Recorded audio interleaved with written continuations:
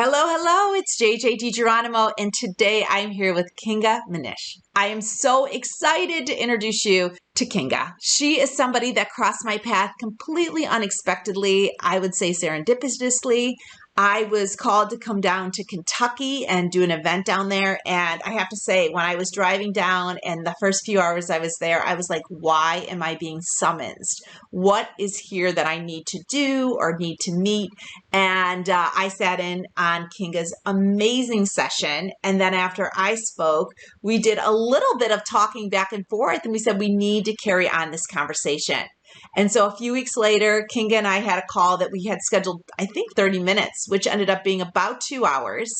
And this was one of the outcomes. And it's really important to me because I feel like women hold so much power, and there's so much power in our cycle, and especially our menstrual cycle. And it's not a topic I often hear about. As many of you know, I go to so many women's events and I talk on so many different topics around women. But this topic is one that I can't wait to jump into because I don't see it that often. And I feel like it's a little bit voodoo and people are afraid to talk about it. But I feel like it is actually a cornerstone of the power that women hold. And so, Kinga, I am so excited you're here, and I can't wait to hear about, why this captured your interest. Hi, JJ. Thanks so much for having me. And yeah, I have to say that I feel the same. I think, the moment we met, it was so weird, and so many things aligned. But yeah, where to start? Why or what, made me be curious about the topic of our menstrual cycle, right? And what is our menstruation actually? And what is the cycle and how can we use it? I think it took me some while to understand that I need to tap into that topic. Let me start with that, I think. I was one of the teenagers that was super sad the day I got my period, even though my parents were trying to make it really something that is spectacular and, we're celebrating it and we're really trying to be helpful. I was like, dang, this is so annoying. And are you kidding me? Now I have to watch out when I'm going to go swimming and to the pool and what I'm wearing and what the heck is going on, right? So I think I was one of these teenagers. I also, in all honesty, and I will be just pretty open about it, I never really wanted to have a child. And I knew that already as a teenager. And so this whole cycle thing, I was like, it's just annoying, right? Like, if you don't want to have children, you shouldn't have to do this. And then kind of of course, it normalizes it because you start living with it. And I got in my 20s and I guess I pushed it really aside and I was tapping a lot into yoga. I was on my spiritual quest and, experiencing the mind-body connection for over 10 years. I really did a deep dive into it.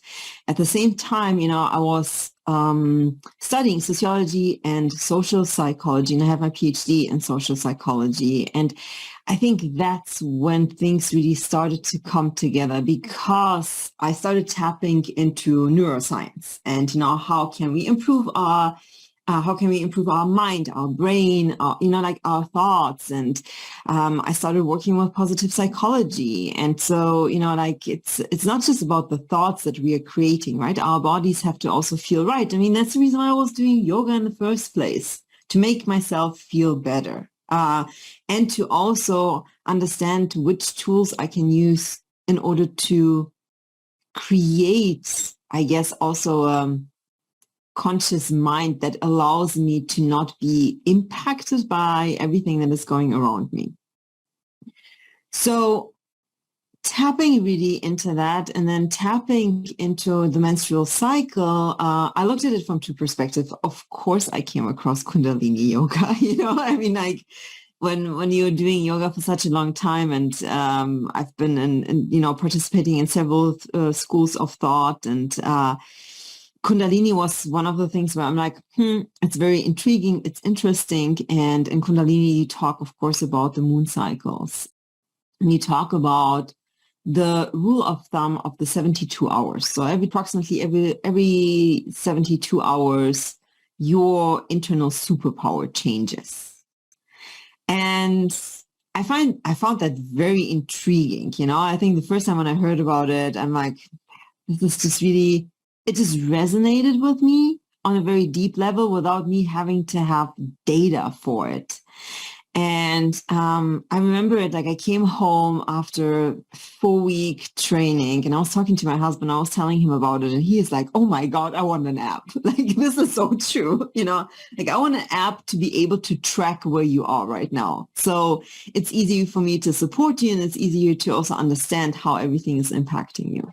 So you're saying he wanted an app to know where you are in your cycle and your superpower so he could better work and communicate with you. Yeah. Oh, yeah. That's adorable. And he was like, look, my husband is pretty sensitive and very sensible to understand like what's going on. And he understands, there are just so many different chemicals that are floating around our bodies as women, that we have to deal with. And it's not always easy for us to verbalize it. And so when I told him kind of like, the way the Kundalini is seeing it, he was like, oh my God, this is amazing. This is just really something, this is a great tool. So of course, then I took this with everything that I've ever learned in yoga and thought, okay, can we find the data for it? What is the data for it? What is the science behind it? How can we understand it from a different perspective? And here's the thing. The first steps when I started doing research on it was really interesting because the first articles, even scientific articles that I came across were saying that throughout the menstrual cycle, the female brain is not impacted in a different way. So you are on your cycle, depending if it's 27 days or not, 29, 32, however long your cycle is, you are performing the same.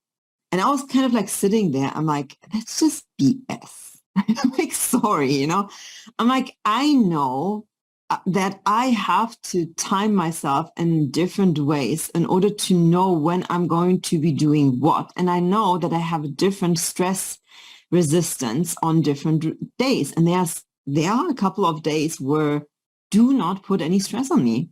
I just, it will just break me or it just makes it really difficult and I get really grumpy, or I get really whiny. And I think that's what makes it so hard to talk about, specifically if we are working with women that are in corporate or are leaders, or high achievers or want to succeed in something. To be so vulnerable to admit that there are a couple of days where you just need a break. That's so interesting. I love this because it forces us to be more in tuned with our bodies, where I feel like so much of the work I've done and so many of the women I talk to are living in corporate America or entrepreneurs, and the external metrics driving to get there really decouples us from how we feel and what our body wants to do and what we are mentally prepared to do. And I don't want to take this down a path of like, oh, menstrual periods are bad. I think menstrual periods are insightful, and aligning with our body, which I know is the work you're embarking on in so many ways, is so important. So to me, you're layering all these things on it. But do you feel like the menstrual cycle is a superpower or is a tool we can use? I think the whole point also of our conversation to this, right? Because I think that's why we, also connected at a deeper level in our conversation. Because here's the thing. So we all live based on the circadian rhythm, right? 24 hours, 7 days a week, and we are basing everything on the 24 hours. But then we have our own internal cycle, which is different from woman to woman. And I think that is really crucial because that's where I would say that the moon cycle philosophy, and I'm not even calling it a theory, more philosophy, is a little bit not straightforward because it doesn't necessarily account for the differences in the individual woman. So knowing how your own hormones are impacting you throughout the cycle can help you to schedule more important meetings on better days where you know that you're going to be performing better. Schedule negotiations on the days when it's easier for you to negotiate, do accounting or look through your bank accounts on days, when you know that it's easier for you to look at it from a logical perspective and less from an emotional perspective. So knowing how our internal clock is really impacting how our brain works is not just a tremendous tool, but it is a superpower that, and pardon me now, that men just don't have in such a way. Because they work on a pretty similar same cycle. Yes, of course, the older you get, the less you have, the less testosterone you have. And some men do have some estrogen, find traces of progesterone, but not the same way with women. And just to give you a little bit of data on it, like, I was just like pulling it out again this morning just to have it better. But to understand, if you have higher levels, so on the days when you have higher levels of estrogen, your cognitive performance is a lot higher. So it's easier for you to pay attention. It's easier to make decisions. It's easier to multitask also because things are just not so overwhelming. The less estrogen and the less progesterone you have, the easier it is to be overwhelmed, the easier it is to feel anxious, the harder it is actually to let go of stress. And so when are we low in estrogen and progesterone? It's towards the end of our cycle, right? When we are menstruating. That's the reason why we are menstruating. So now knowing this, why would you ever considering having very difficult meetings during those 3 or 4 days when you're feeling like that? Why even put yourself into this? I love it because it empowers women. Knowledge is power. The knowledge of your body, understanding how your body works and when is the most optimal time for different activities, I believe is so empowering. And it shifts the viewpoint of our period being bad, undesirable, dirty, disgusting. I mean, you fill in the blanks because honestly, we create life. And I feel like so often people want us to downplay that or not really understand or take that in at the level that it really is, the magnitude of what we can do with our bodies. And I feel like I am on a mission to remind women of how powerful we are because we have been suppressed in so many ways to believe we are less than, that starting with a conversation about the menstrual cycle like rips the Band-Aid off. Yeah. And you know what? I mean, there are so many things that you're saying. And I mean, this conversation could be, a month-long conversation, right? Because we so rarely speak about it. And there is honestly so little research on it. Because when it comes to the menstrual cycle, the research always focuses on how to get women pregnant. Done. There is nothing or very little outside that, right? There will be some research on how to, get rid of some discomfort. But how often have you heard from a doctor when you complained about something, oh, that's normal. Oh, that's normal. I don't know, because if you read ancient scriptures, the menstruation should not be giving you any kind of discomfort. That is the interesting part, right? I mean, it goes even so far that certain, cultures don't even have then the term of menopause because there is no painful transition in it, because that's how in sync they are with their bodies. That's how in sync and healthy their bodies are also. We don't live in this world, right? I mean, 3 out of women have some sort of a discomfort. And I think it's 1 out of 5 women has major impact on their body during her menstruation. So it's not just about us talking more about it, but also learning more about it and requesting more research to be done on it. And even more so because menstrual health means that we are not just living a healthy life, but also a worth living life that is, or should be, pain-free and should be empowered. You should be in balance within yourself, being able to embrace this.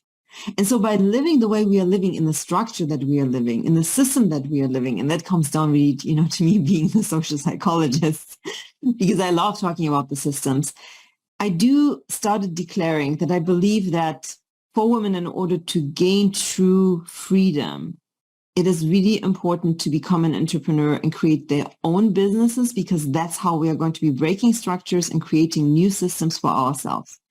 This system that we are living in right now, it doesn't matter where you are. It doesn't matter if you're in Germany, it doesn't matter if you're in the US, it doesn't matter if you're somewhere in Asia or Africa. It's all patriarchal systems which are based on a very specific cycle that is not based on how we should be living. And so with that, we need to start changing that in order to be able to tap fully into our power and to be able to be who we essentially are. And not just in this dream world of, make sure that you're going to be doing X, Y, Z so you become your best version. How about you start living in sync with your own cycle, and then you will actually understand who you are without having to force yourself into whatever the best version would be of you. I love that. And I'm going to ask you in a minute a couple things women can do just to start down that path. But I will say I'm finishing my third book. And I have to say, when I jumped into entrepreneurship, I had to do a lot of self-work because I tied myself so much to external metrics like salary, title, company I was working for, promotions, you name it. And when I stripped all those away and worked for myself, I did not realize I had so much self-doubt, so much imposter syndrome, and really fear of not having money, fear of not being good enough, fear of looking ridiculous. And my third book is really my journey of uncovering the stories in my head that often impacted my actions. And I think for many of us, getting inside, doing the work inside allows you to change your outside. And I think for me, I didn't think of the menstrual cycle as part of it, but now with knowing you and this conversation, I think just aligning or understanding our body and how we show up in the world, all of our body, every day, is so powerful. So how should women, so women are listening and they're like, that's really interesting. What can they start to do? I think honestly, and that is, I would say and admit that that's most likely the hardest part, that start of it, because it entails you keeping a tight journal of describing how your day went. So there's no such thing. There's right now no possibility for us to kind of like tap into our blood and understand exactly how our, chemical setup is looking on a specific day. And for women, our chemical setup is changing every day, right? I mean, that's what's so fascinating. And certainly, yes, you can go and get a blood test done and you can understand, okay, this is how much progesterone I have, and estrogen, but the blood test is just going to be accurate for that particular day. That's what we need to understand. So it's not going to give you a clear understanding of where you are. It might give you an understanding that you're lacking on something, which is a good way. So, I mean, that is one of the ways that you could begin your journey, just to kind of like get a hormonal panel done. Though, if you are on contraceptives, that hormonal panel is not going to be accurate. Just, FYI. But what I would do is, and that's what I suggest to most of my clients, is for 3 months is to really keep a tight log and describe, today was a good day because I was, it was easy to make decisions, or I was in a very difficult conversation, but it didn't impact me. So that will give you a hint on, how your cycle is going. And of course, you can use any kind of menstrual tracker or cycle tracker. Let's call it, cycle tracker, and just figure out when are you ovulating. Your ovulation is going to be usually the height of, being able to think critically and be most adverse to any kind of negative outside impact. So good time to make difficult decisions, good time to have difficult negotiations. So it's about you kind of like figuring out how you're going through your own cycle and then repeating, the descriptions and then cross-checking through your own observations. And so you have to do it for 3 months because that will just give you a better data set on yourself, kind of like will make you also understand. And so I'm not just asking you to write down, I had a headache, or I was bloated, or my menstruation started late, or whatever it is, because that are the typical questions. I'm more so saying focus on how are the interactions with humans, how is your emotional, state during those days? Like, how are you experiencing feelings? How are other people impacting you or not impacting you? Because that will give you a better understanding on how the cycle is impacting your mind and your brain, which at the end of the day, this is what we are in the majority of the time, right? We are not the majority of the time pregnant women that are trying to get pregnant. It's like, yes, that is sometimes of essence for some, but for most of our lives, we are functioning human beings that are out in this world that need to just kind of like cope with everything that is happening. And that has nothing to do with if you're capable of getting pregnant or not in that moment. So moving away a little bit from it and seeing the ability to give life as one of the benefits of the cycle, and then start also focusing on what else and how else can you benefit from a cycle. And then see maybe, okay, now, I mean, most of us know and are in tuned and understand, okay, these are the 3, 4, 5 days, when I have my menstruation. So start blocking those days out. Start not having a lot of meetings. Start having, maybe some, coffee meetups with your close friends or yoga session or whatever feeds you, like whatever gives you energy back, and see how that impacts you and your mind in that moment. I just love that. I love that. And a couple summers ago, I read The Red Tent, and I'm like, wouldn't that be amazing that every time we menstruated, we could hang out with our girlfriends for 3 days? So that definitely reminds me of the book. And honestly, just the connection of women coming together in a meaningful way.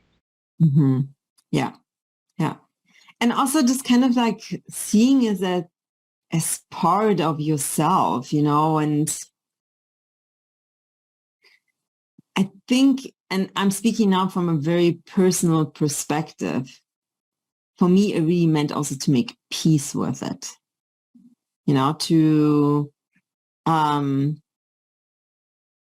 yeah. I love that. I love that because I think you're just being really honest that a lot of people don't have peace with their menstrual cycle, and yet we are such powerful beings, and that makes us so powerful. Yet so many of us pretend we don't have it. I was just at a dinner this week where they were talking about the cup, and like now you never have your period because you have the cup. And I feel like, to your point, like really being in your body and all of your days to really understand when you peak, what is when you're instrumental, when you need some downtime. So I know you have aspirations to put an app together. So I want to put that out in the universe and just talk, just really give you the freedom to talk about all your work, because I know this is just such a small piece of what you do, but I feel like for me and many women that might hear this is just having acceptance for who we are and recognizing that there is power in all of our body. Yeah. Wow. Okay. Sorry.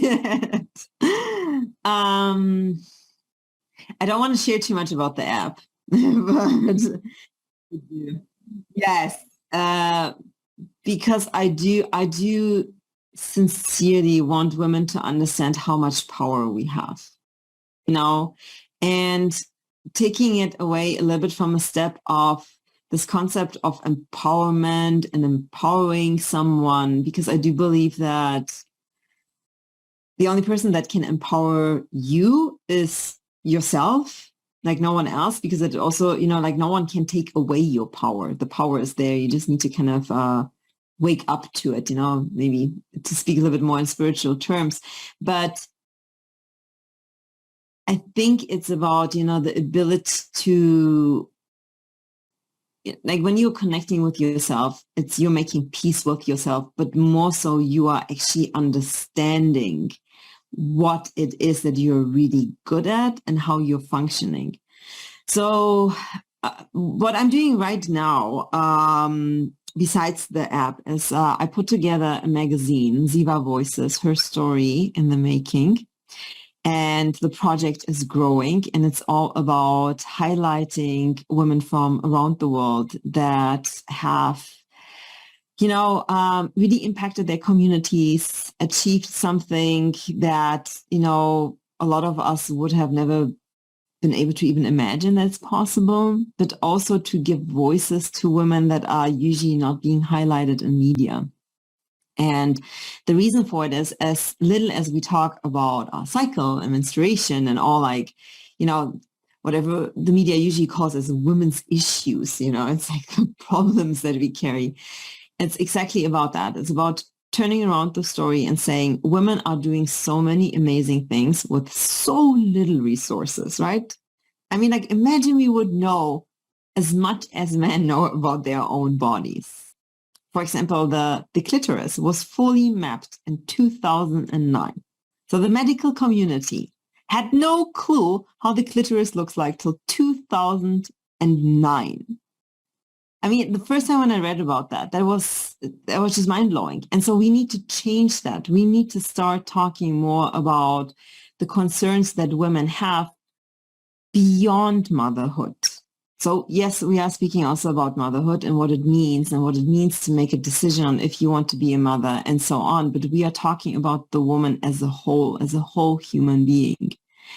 We are currently looking for more contributors also, just, to maybe just put that out. So if there's anyone of the listeners that always wanted to be published and, be able to say, hey, I've been published, our platform is giving you that opportunity. That's why we created it. It's really all about bringing women together, showing how diverse we are, what it means to be a woman, and to just really amplify our voices. I love this. I love you. I'm so amazed and excited that our paths cross, because for me, this is a topic that I'm thrilled to talk about. I feel, maybe I probably wouldn't have the confidence when I first started my business to dive into this, because I'm like, oh, what are people going to think? But now more than ever, I just want to be an example to women that everything is on the table, and especially our bodies and what we have to offer the world. And that includes all of us, because I feel like it's going to be women that help other women make our bodies known and help us, empower us in a way that we can use all of our gifts. And so I could not be more honored that you're here. We're going to share all of Kinga's links in the description. So be sure to check that out. Check out her magazine. And if you want to share your story, there'll be a way for you to reach out to her. She has a profile inside togetherweseek.online. So I'm so thrilled to have you here. And we'll definitely give you the opportunity if you have any parting words. But I believe your work is not only instrumental for where you've been, but where you're going, and all the women that really need to hear your voice and wisdom. Thank you. Thank you so much, JJ. I really appreciate being here with you and just sharing more about it. We all need to just speak up more. I think it's all about women starting to really speak up, and by speaking up, I mean, talk about whatever comes to your mind, whatever you're worried about, whatever you're more curious about, and what you think that the world needs to know more about. Let's not make it a taboo anymore, what it means to be a woman. So wonderful. Thank you all for joining us. Kinga, thank you for sharing your story. And be sure to follow her on Instagram, which we will also include her links. Have a wonderful day, and we'll see you inside the community. Thank you.